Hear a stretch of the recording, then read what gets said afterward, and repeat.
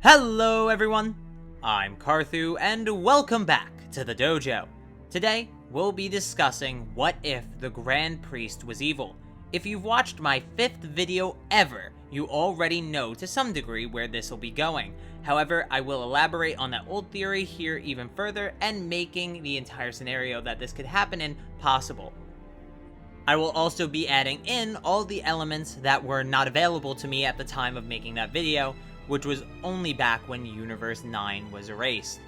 So, without further ado, let's jump into it with the video intro.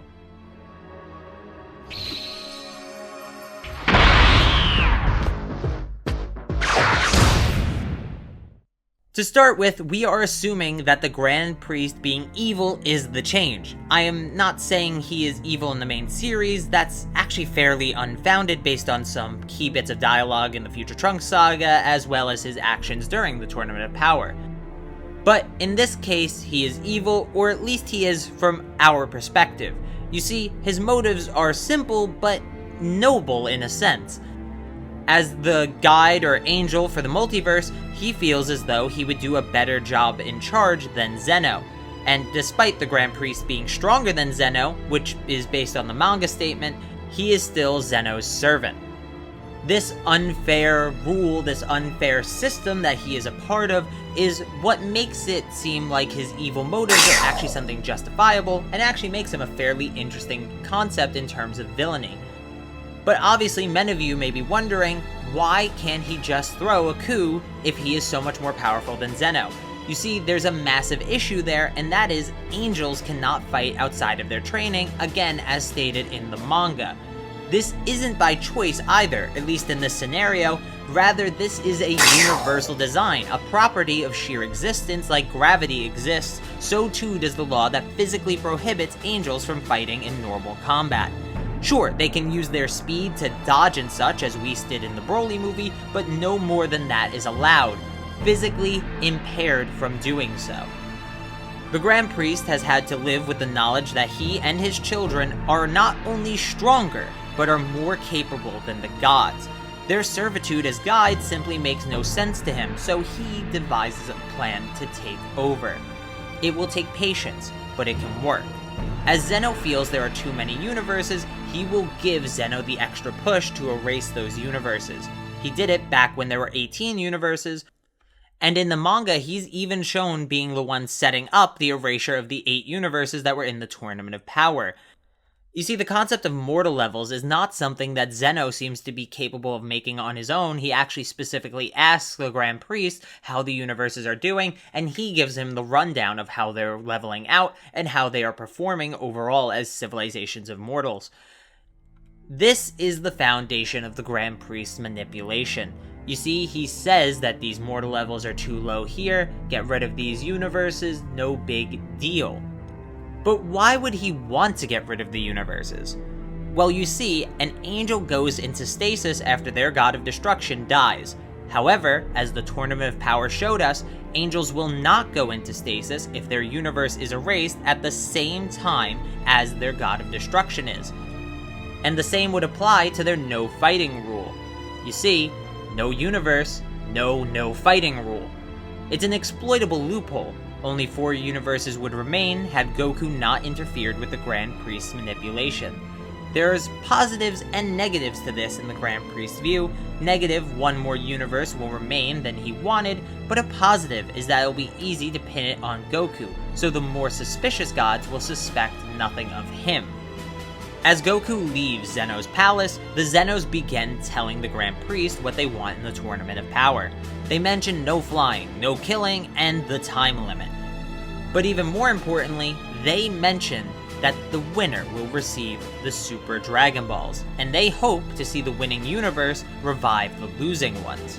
The Grand Priest smiles and is ready to take his manipulation even further here. He tells Zeno that should any other wish be made, he should erase everything. Now, in the anime, they say at the end that Zeno was going to erase anything should a selfish wish had been made, assuming that he meant literally everything. That would include the 4 universes not participating, clearly showing the failure of the modern type of mortal that they have right now, and that they'd have to start from scratch, gods, mortals, and all. The Zenos agree to this, and the Grand Priest is very, very happy. The mortal levels of the Tournament of Power participants are so low that there is no way the winner will actually make this selfless wish. So, the preliminaries come and go, the teams assemble, and the Tournament of Power begins. Due to this only being a change to the Grand Priest's character and some basic tweaks to the angel lore, this tournament itself plays out basically the same. Universe 9 is the first to be erased and is done so by Goku and Vegeta. Mojito smiles at his new freedom, the very smile that was a red herring, or so I thought back in my original theory, to what was actually going on. Of course, before the tournament, all the angels have been informed of the Grand Priest's plan, so this makes sense to him. Seeing his children smile at their new freedom is part of the joy of parenthood, part of the joy of sacrifice, part of the joy of what he is doing. But as the tournament goes on, Universe 10 is next to be erased, and notably, Cuss is actually sad at the loss of her god of destruction. What is this? The Grand Priest thought. Is she not happy with her freedom? Does she feel bad for the gods that couldn't manage their simple jobs? He brushes this off as a minor attachment that will fade with time, but he doesn't really care for this. Universe 2 and 6 are of course next to go, pretty much simultaneously. Universe 2 goes first, and as they make their spectacle, their angel Sour simply ignores them, showing little interest in the universe that he was a part of for so many years. On the other hand, though, Vados is rather sarcastic, bombastic, and over the top as Champa and Universe 6 is erased. She's already moving near Universe 7's area to have new friends before they're even gone. However, she still bows to them as they're being erased, showing some level of affection, something more than, say, Sour had shown, or definitely Mojito. The Grand Priest finds Sour's lack of care a bit too on the nose. It's a bit too obvious that he has separate interests outside of the universe that he was tasked with guiding. But Vados, on the other hand, he is truly proud of. What a show she's displayed for the other universes. Some sort of banter between her and her god of destruction. Some sort of relationship there that's a bit deeper than just the simple guide to god of destruction relationship we see normally. This spectacle, or so he thought was just a spectacle, was perfect for displaying that the angels had true attachment and relationships with their universes, so they would never plot against them. After a little time, Universe 4 is set up for erasure. There isn't much to read here, as Cognac is fairly neutral throughout the erasure. However, neutral is better than overly sentimental as Cuss was in the Grand Priest eyes, so he enjoys the display of this universe going down. Another child freed, another universe left in the dust. After a hard fight with Aniraza, Universe 3 is of course next to be erased, as Moscow reveals himself and thanks Campari for his support. You can clearly see that Campari is trying to keep himself calm, though his face is very nervous and troubled.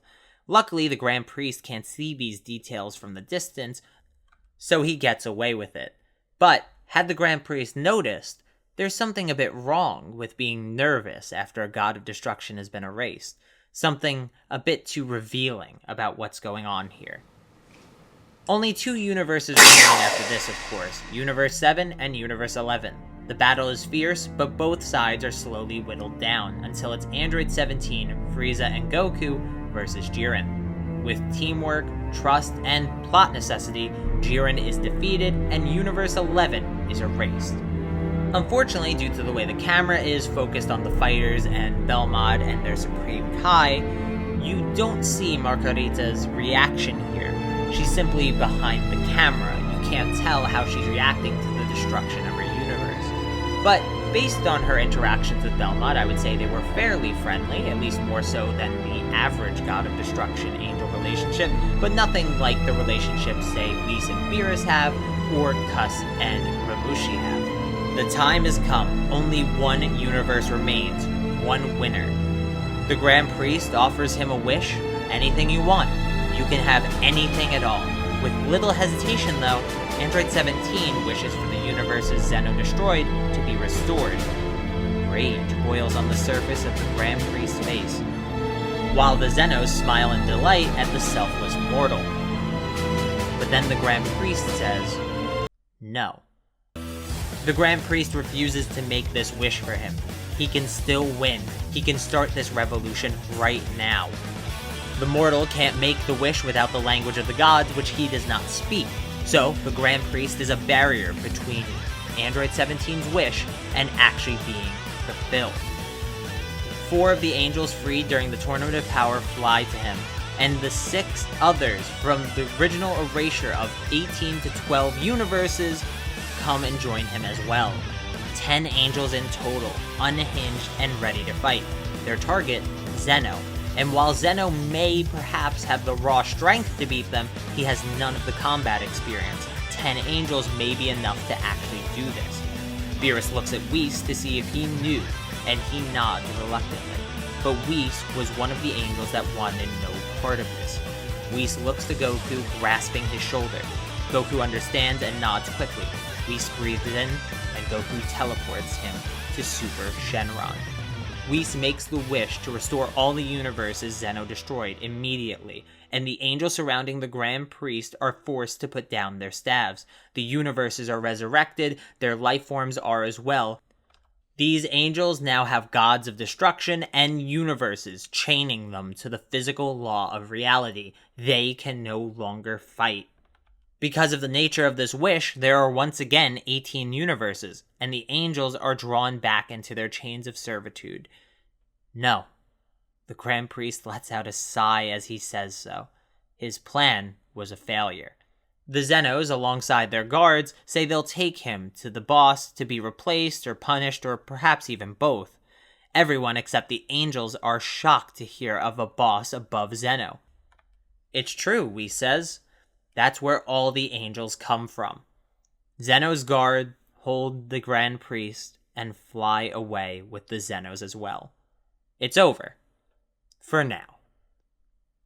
Thanks for watching. Make sure to hit the like button, leave your opinions and counterpoints in the comments down below, and hit subscribe and the notification bell. That way you get to stay up to date on the channel and everything that goes on with it. If you're interested, please check out the merch store to support the channel in another way that gives you something in return. But till next time, peace!